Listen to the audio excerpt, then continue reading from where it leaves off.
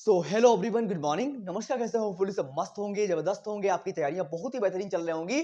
Finally आपके लिए एक बहुत बड़ी खुशखबरी आ चुकी है। जैसा कि आप सभी जानते हैं कि एनवीएस और केवीएस की वैकेंसी आउट हो चुकी है। आपको सारी बातें आज मैं बताने वाला हूं। टोटल की एलिजिबिलिटी क्या है, चाहे हम पीआरटी की बात करें, चाहे हम टीजीटी की बात करें, कितनी फीस पड़ने वाली है, क्या क्राइटेरिया है, क्या एलिजिबिलिटी है, कैसे आप फॉर्म अप्लाई करोगे, इन सारी बातों को आज डिटेल में डिस्कशन करेंगे। बस आप 10-15 मिनट रुकिएगा, सारी बातें आपको समझ में आ जाएंगी। मतलब आज की ये को वैसे भी इतने दिनों के बाद आप इंतजार कर रहे थे, इतने दिनों से आप वेट कर रहे थे कि कब जो है नोटिफिकेशन आउट होगा। फाइनली अब जाके नोटिफिकेशन आउट हो चुका है। 14 नवंबर से फॉर्म भरना शुरू हो चुके हैं और हो सकता है आपने भर भी दिया हो फॉर्म। ठीक है, तो बहुत सारी बातें आज मैं बताने वाला हूं, बहुत सारे डाउट्स आपके खत्म हो जाएंगे। एनवीएस और केवीएस से रिलेटेड कोई भी डाउट बचेगा नहीं। आज कैसे आपको तैयारी करनी है, सारी बातों को एकदम डिटेल में बताऊंगा मैं।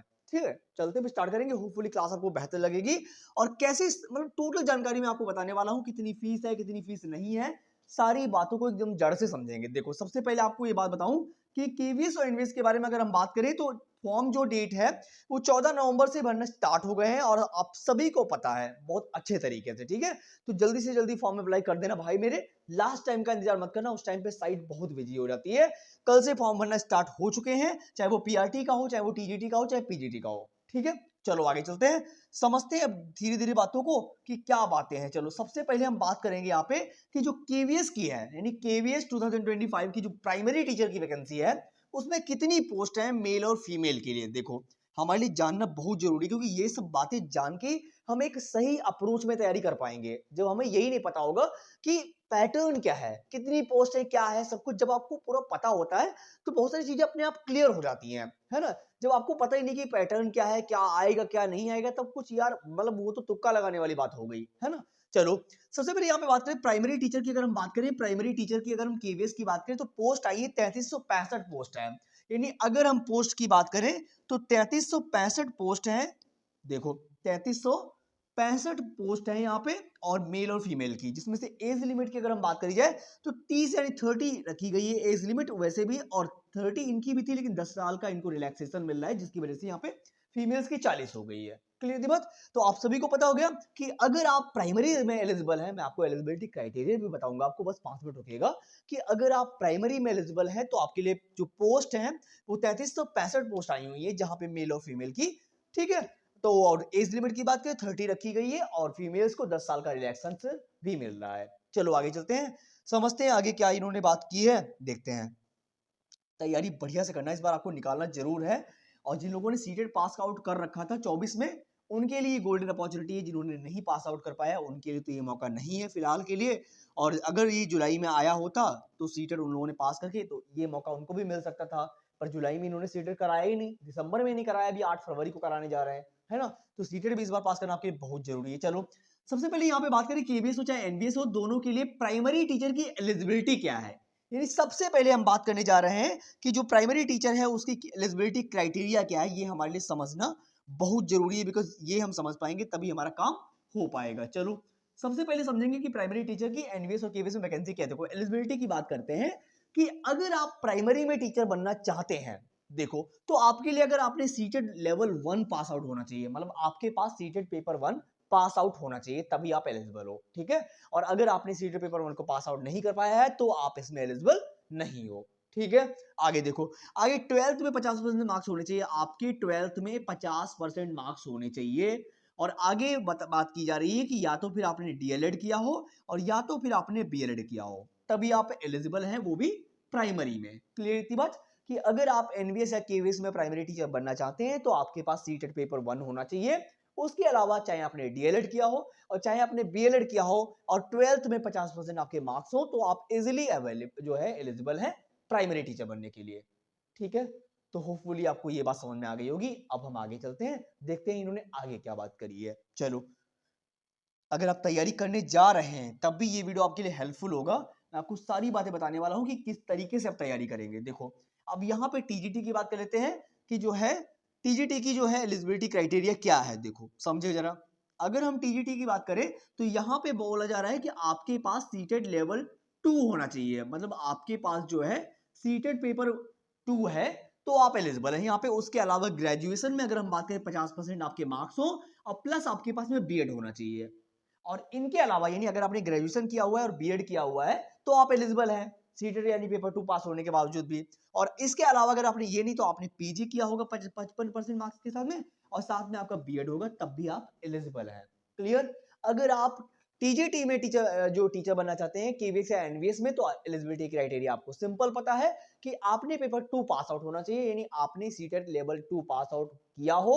उसके अलावा ग्रेजुएशन अगर किया है 50% मार्क्स उसमें है और बीएड किया हुआ है तो आप एलिजिबल हैं। अन्यथा इसके अलावा अगर आपने पीजी किया हुआ है 55% में और आपने बीएड किया हुआ है तब भी आप एलिजिबल हैं बेहतर तरीके से। क्लियर थी बात? चलो आगे चलते हैं, आगे समझ लेते हैं। देखो 14 तारीख कल से फॉर्म भरना स्टार्ट हो गए हैं, तभी मैंने ये वीडियो बनाया, आपके लिए बहुत जरूरी है। बिकॉज कुछ लोग ये बोलते हैं मैंने अभी कुछ भी नहीं पढ़ा हुआ है तो मैं कैसे तैयारी स्टार्ट करूं, तो उनके लिए भी हम कुछ बातें आपको बताने वाले हैं जिस तरीके से आप चलिएगा, ठीक है? क्योंकि मेहनत करना आपके हाथ में है, बस हम एक छोटी सी राह बता सकते हैं आपको। देखो अब यहाँ पे बात की गई है एग्जाम फीस की, है ना, कि एग्जाम फीस कितनी है। भाई मेरे ये भी मुझे पता होना चाहिए कि पैसा हम कितना लेके जाए तब हम ऑनलाइन कराएंगे जाके फॉर्म, है ना। चलो अगर हम पीआरटी टीजीटी पीजीटी की फीस की बात करें तो चाहे वो यूआर के हो, चाहे ओबीसी के हो, चाहे ईडब्ल्यूएस के हो, दोनों के लिए 2000 प्लस जीएसटी रखी गई है। फीस काफी महंगी है भाई मेरे, इतनी नहीं होनी चाहिए मुझे लग रहा है, फिर भी बहुत महंगी है। और एससी और एसटी के लिए इन्होंने 500 प्लस जीएसटी रखी हुई है, ठीक है। ये रही फीस की बात है कि आप पेपर ऑनलाइन कराओगे, सॉरी फॉर्म जब एप्लीकेशन फॉर्म भरोगे तो आपको ये फीस देनी पड़ेगी वहां पे। क्लियर इतनी बात? अगर आप जो है भरने जा रहे हैं फॉर्म और इच्छुक हैं इस बार केवीएस या एनवीएस में टीचर बनने के लिए, तो आपके लिए गोल्डन और सुनहरा मौका है। होपफुली आप इस बार क्लियर जरूर कर लेंगे और आपके लिए मतलब मौका बहुत अच्छा है फिलहाल के लिए कहा जाए। जिन्होंने सीटेट पास आउट कर रखा था, जिनके पास सीटेट ही नहीं तो उनके पास क्या होगा यार, मौका ही नहीं है ना। और ना तो वो अभी इससे पहले डी में नहीं डाल पाए फॉर्म। अब जिन्होंने सीटेट पास आउट नहीं किया इस बार तो यार बहुत ही बेकार बात हो गई, है ना। इतना इनका एजुकेशन सिस्टम फेल्ड है, मैं कह नहीं सकता। कब से ही कह रहे हैं कि जो है, अब देखो 8 फरवरी नो डेट निकाल दी, उसके बाद में अभी नोटिफिकेशन नहीं निकाला हुआ है सीटेट का, आप सभी को पता है ना। चलो अब आगे हम यहाँ पे रिलैक्सेशन की बात कर लेते हैं कि कितना आपको रिलैक्सेशन मिला हुआ है।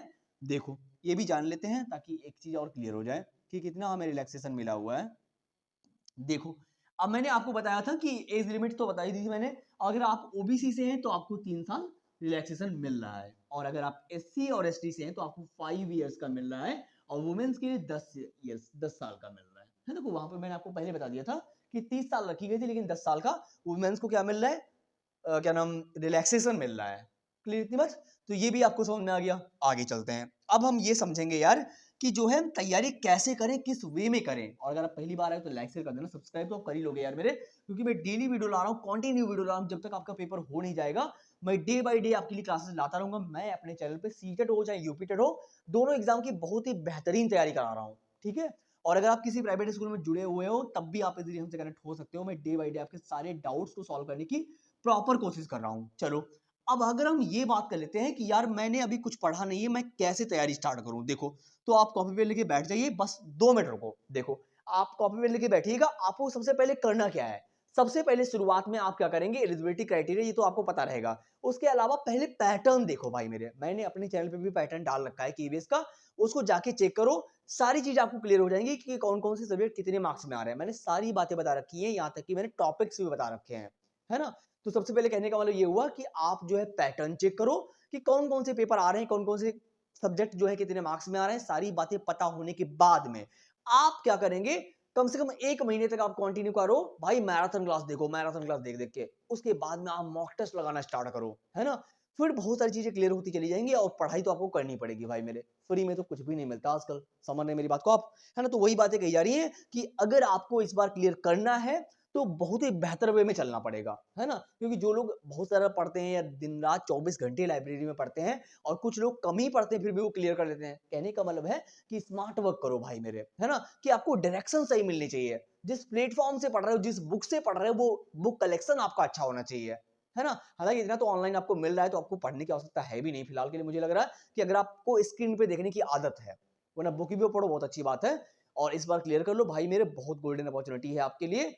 चलते हैं, और कोई डाउट रह गया हो तो कमेंट जरूर करना, और इसके आगे का वीडियो चाहिए हो तो भी कमेंट करना। नेक्स्ट वीडियो हम प्लान करेंगे आपके कमेंट के अकॉर्डिंग। कोई भी दिक्कत आई हो जरूर बताइएगा, मैं आपका अपना मिशन हमेशा आपके साथ रहूंगा। मैं एक लर्नर हूं, आप भी एक लर्नर हो, और हम सीखने सिखाने की प्रक्रिया को हमेशा कंटिन्यू रखेंगे, ठीक है। Thank you so much for coming, thank you so much, have a nice day, thank you so much.